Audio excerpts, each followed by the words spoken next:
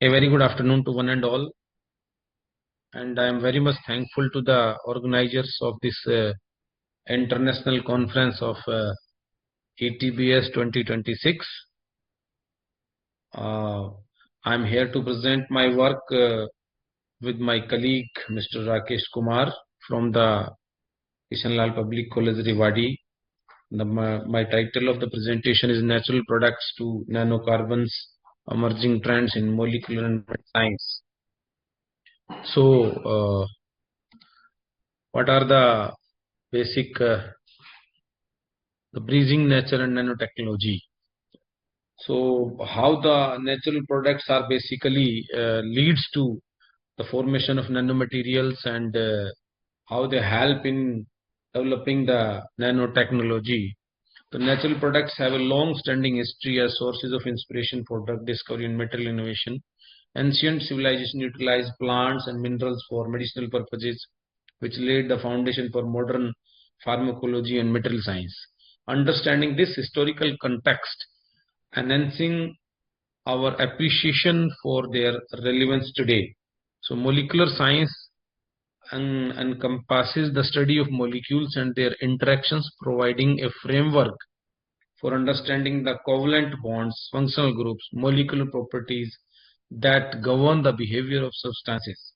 This discipline intersects significantly with natural products and nanocarbon research to develop novel applications. What are nanocarbons actually? The nanocarbons, including graphene and carbon nanotubes, have revolutionary material science due to their exceptional mechanical, electrical, and thermal properties. Their integration with various fields, from electronics to biomedicine, that illustrates their transformative potential in addressing contemporary scientific challenge. So, today an exciting convergence is occurring, that is the natural product chemistry is merging with advanced material research, opening unprecedented pathways toward functional nanomaterials. So, there is a bridging between the nature and the nanotechnology, we can say. Now, the role of natural products in molecular sciences. So this is very important part of this presentation. See, what is the role of natural products in molecular science? So natural products exhibit an extensive variety of chemical structures, which range from simple alkaloids to complex terpenes. The diversity not only contributes to their biological significance, but also serves as templates for designing synthetic compounds and advanced materials inclined towards targeted applications. The biological activity of natural products such as antimicrobial, anti-inflammatory, anti-cancer, anti-HIV, there's so many properties underscores their important discovery. This biological interaction prompts ongoing research into how these compounds can be utilized or modified, updated to enhance therapeutic efficiency in medicinal chemistry. Natural products are central to innovation, driving the quest for new synthetic methods and materials. They inspire the formulation of hybrid materials that leverage the properties of both natural and synthetic components, leading to breakthroughs in catalysis and nanomaterials. So, what is the evolution from molecules to materials? So, we have already discussed how these natural molecules they get converts to the materials. So, there are diverse molecule frameworks from nature's library. We have discussed some. So, they interface with the molecular science. So natural products means the nature's library having the natural products, and how the molecular science means understanding structure function relationship. So how the natural products that converts that interface with the molecular science, and it which leads to the formation of nanomaterials. So there is a big engineering carbon-based nanostructures, that is the nanomaterials, which are derived from the natural products, and their diverse applications in energy, in catalysis, biomedical innovations. You can say the devices, energy devices, So the intersection of organic chemistry, material science, and nanotechnology illustrates the power of interdisciplinary collaboration. By merging the insights from these fields, researchers can explore novel pathways for synthesizing and applying nanocarbons that are derived from natural products. Since we have some limited slides to show a broad spectrum, now there is a role of because we are highlighting the natural products to nanomaterials, the nanotechnology. So there is a concept of green chemistry, how the sustainable synthetic strategies, they are the benchmark for this natural product to nanochemistry, or so the nanomaterials that can be used. So the biomass derived sources, first one, so utilizing agriculture waste and natural polymers as carbon precursors like cellulose and lignin conversion, waste valorization approaches. So these are the natural products that can be used to synthesize the nanomaterials, and the nanomaterials that have been their wide applications. Secondly, the bio-inspired approaches mimicking natural processes for nanocarbon synthesis, self-assembly mechanism, template-directed growth. These are some approaches which are used to synthesize the nanocarbons from the natural products. Environmental alignment, meeting global sustainability priorities, reduced chemical waste, lower energy consumption. This is the environmental alignment from the natural products to the nanomaterials. So this is another approach, that is the sustainable synthetic strategies which have been adopted widely by the scientists. Natural products as nanocarbon precursors. There are some natural products which serves as the starting material for carbon synthesis. They act as the templates for carbon and nanocarbon morphology. So structural guidance for controlled nanocarbon morphology. They are also act as functional modifiers, tailoring surface chemistry and physiochemical properties. The molecular structure, functional group diversity, and self-assembly behavior of natural compounds critically influence the resulting nanocarbon properties. This is the material focus on type of nanocarbons from the natural sources which have been synthesized, derived from the natural sources. First one is the graphene, the single layer carbon sheets with exceptional electrical and mechanical properties which have been obtained from the natural sources. Carbon nanotubes, CNTs, cylindrical nanostructures with unique electric transport characteristics. Carbon dots, the fluorescent nanoparticles with tunable optical properties which have wide applications. Hybrid materials, composite structures combining multiple functional elements, even the polymers are the hybrid materials. So these are the nanocarbons that have been derived from the natural sources, and they have wide applicability like graphene, CNTs, carbon dots, hybrid material. Yes, the key applications. Those, what are the key applications and where they have been used?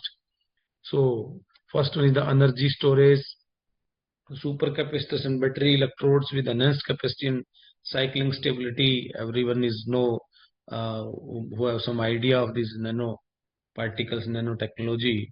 Supercapacitors have a very superior alternative of the batteries in very cold areas, or some other devices, or the instruments.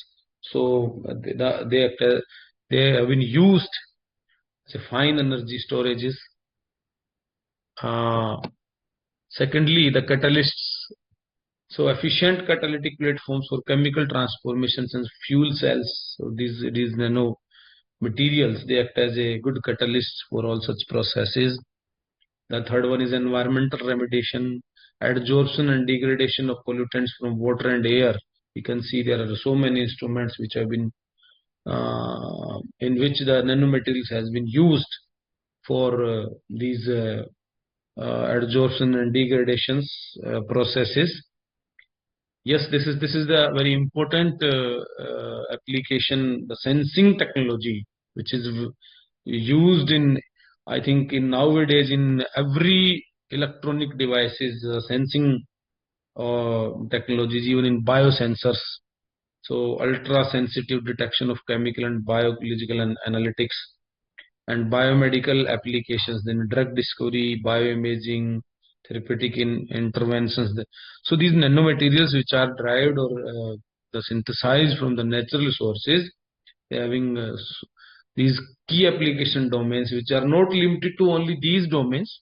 So natural product derived nanocarbon demonstrates remarkable versatility across both fundamental and applied scientific domains, addressing critical technological challenges.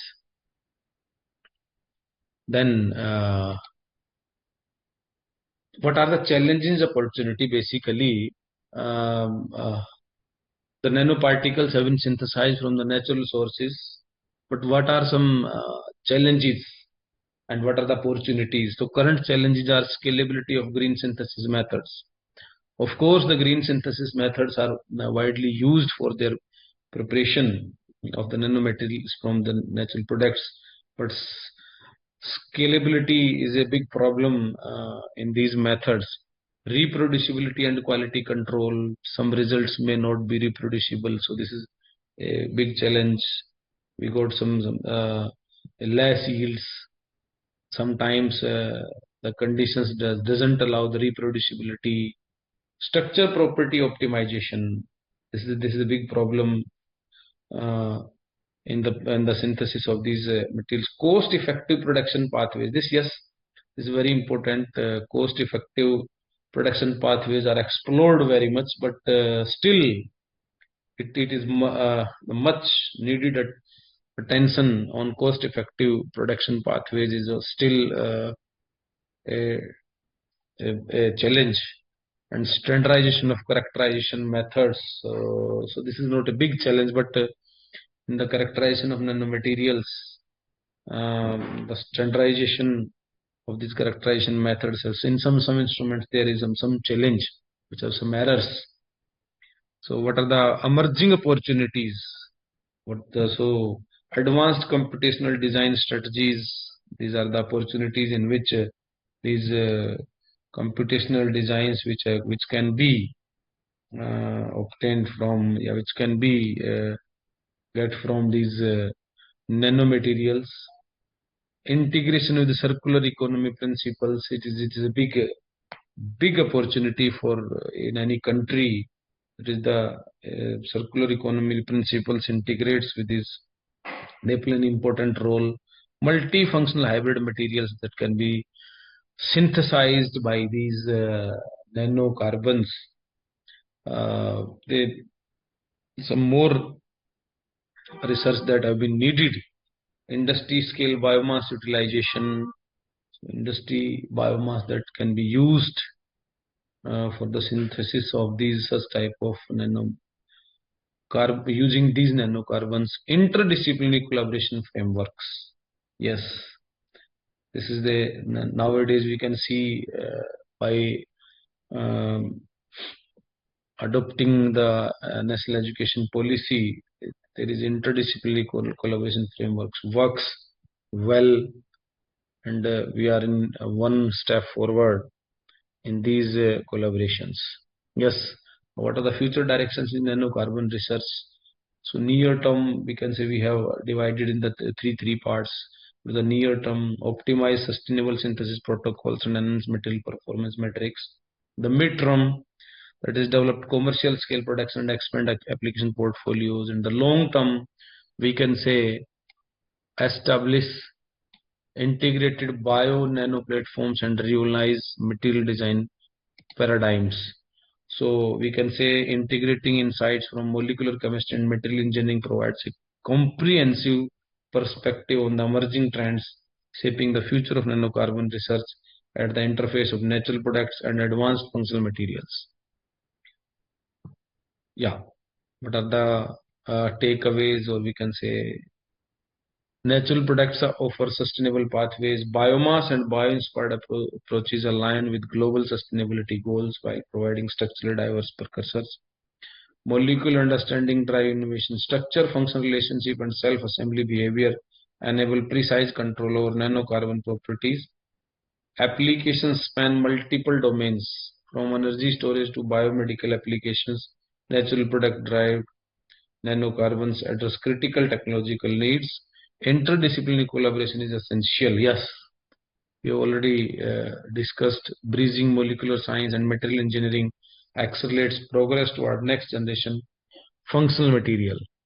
Thank you very much.